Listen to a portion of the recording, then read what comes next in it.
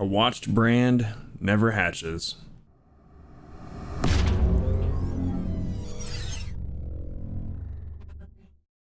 So, Brands Hatch was a bit of a mixed bag for me. Overall, I'm happy with how we did, but I see how there's quite a bit of a room for improvement. Our IR did go up overall. We went from an 1172 to a 1204, and our safety rating, we went from a 2.95 down to an A 1.78. So keeping out of trouble wasn't our strong point. Fortunately, I don't think we had too many times where we were causing trouble for other folks. So I think with Brands, it's a super fun track just to start off with, but it's not easy. Our times, our best lap on our first race of the week was 125.486, and we got that down to a 124.262 in a race, and pushing as hard as I think I possibly could. I was able to get a 124.078 in practice, but that was with like laps in front of and behind it having a lot of crashes just from trying to push as absolutely hard as I could. And I think that's kind of where things on this track kind of fell apart for me. It was a week where I didn't have a single race without an incident, be it an off track or something. I don't know if that's a symptom of me kind of seeing an improvement in my abilities and being overconfident in them, if it's the tricky nature of the track, or the difference in the car.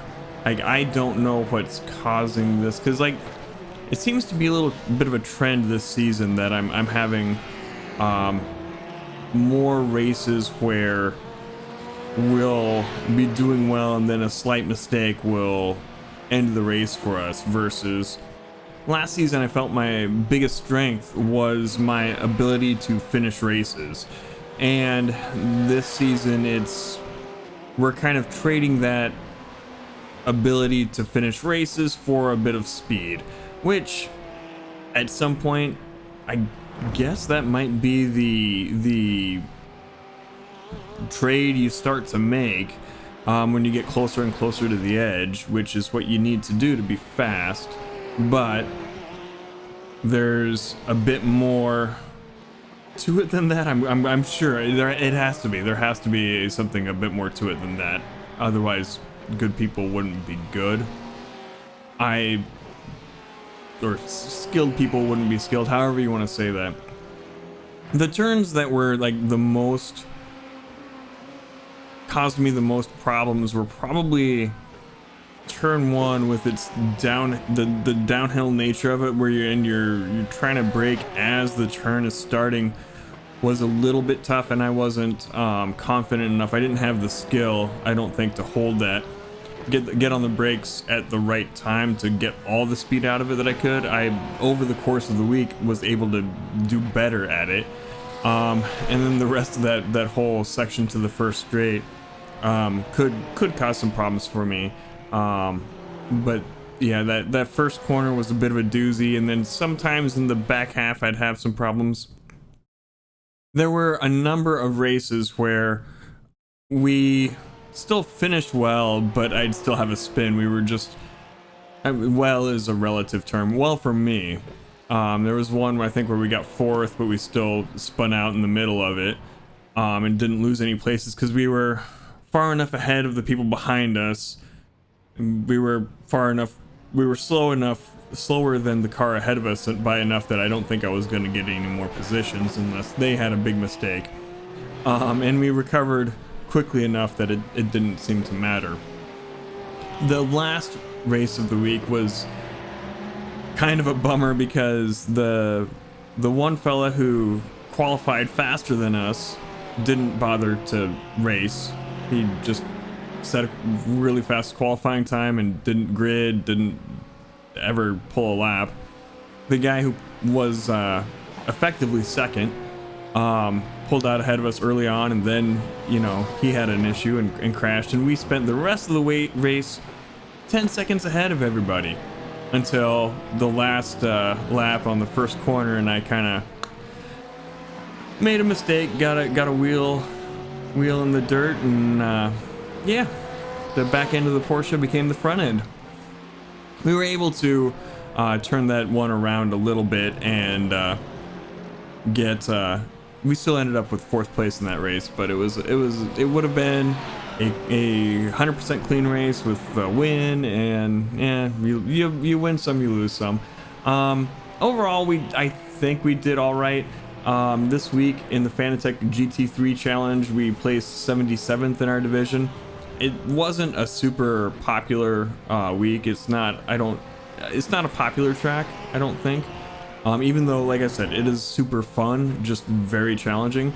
Our average start this week was 4th place, which is like, wow, yay us.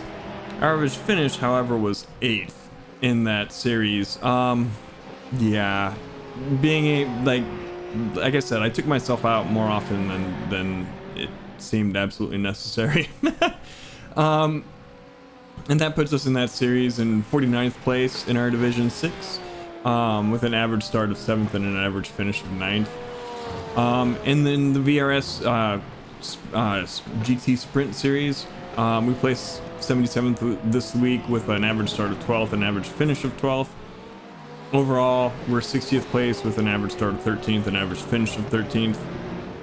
So, yeah, I think one of the things that is contributing to, like, we gained like pretty much over a second over the course of the week, and I attribute that to really trying to be confident in my understanding of how the car is going to react to my inputs through a corner. Like, I know if I do this, and this is gonna happen, and not worrying about, you know, what's an oddball outcome happening. That did a couple times put me in a weird situation where, like, I'd be forced a little bit offline because of the traffic around me, and that caused a couple of the DNFs that we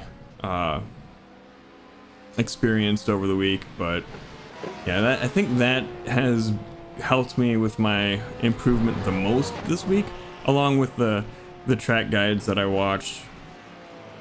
So that's those. I'm trying to do a better job of watching those and analyzing them, and using that information to help get me up to speed quicker on these tracks that I'm not as familiar with. Although brands we had done a whole week of in the TCRs, so I knew it a bit, just not in these GT3 cars. And I don't know that we have a track for the, oh no, Spa's coming up. I was gonna say I don't know if we have a track coming up this season that I've done in the GT3 cars before, but there is at least Spa.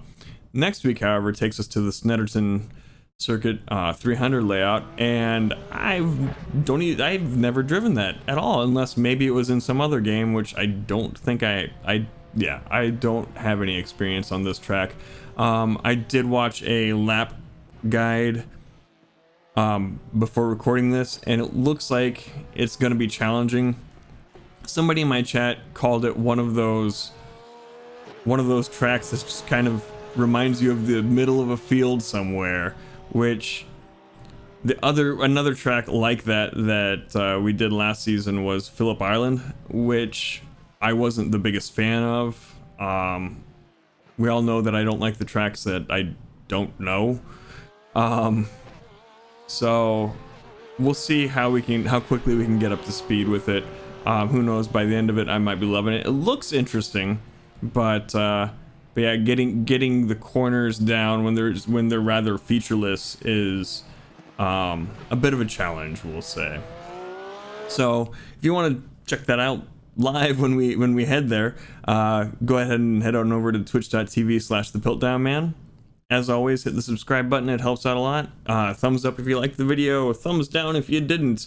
And we'll see you next time. Bye.